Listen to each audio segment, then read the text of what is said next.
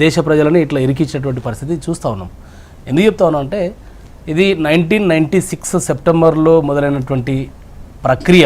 మహిళా రిజర్వేషన్ అనేది మహిళలకు ఈ దేశంలో ఉన్నటువంటి రాష్ట్రాల శాసనసభ్యులకు సభలో అదేవిధంగా పార్లమెంట్లో ఉన్నటువంటి సభ్యులకు లోక్సభలో 33% రిజర్వేషన్ ఉండాలని ఆనాడు ఉన్నటువంటి మాజీ ప్రధానమంత్రి దేవేగౌడ గారు ప్రారంభించినటువంటి ప్రక్రియ ఈరోజు అన్ని రాజకీయ ప్రతిబంధకాలని ఎదురొడ్డి 2023 సెప్టెంబర్లో పాస్ అయింది. అంటే 27 సంవత్సరాల తర్వాత మహిళా బిల్లును పార్లమెంట్లో ఆమోదించడం జరిగింది, లోక్సభలో రాజ్యసభలో.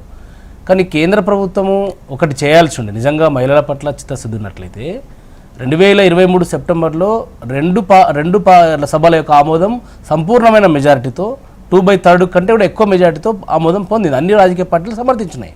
ఆ రోజు మాకు బీఆర్ఎస్ పార్టీ లోక్సభలో మాకు ప్రాతినిధ్యం ఉంది, మేము కూడా పూర్తి స్థాయిలో మద్దతు తెలుపుతున్నాం.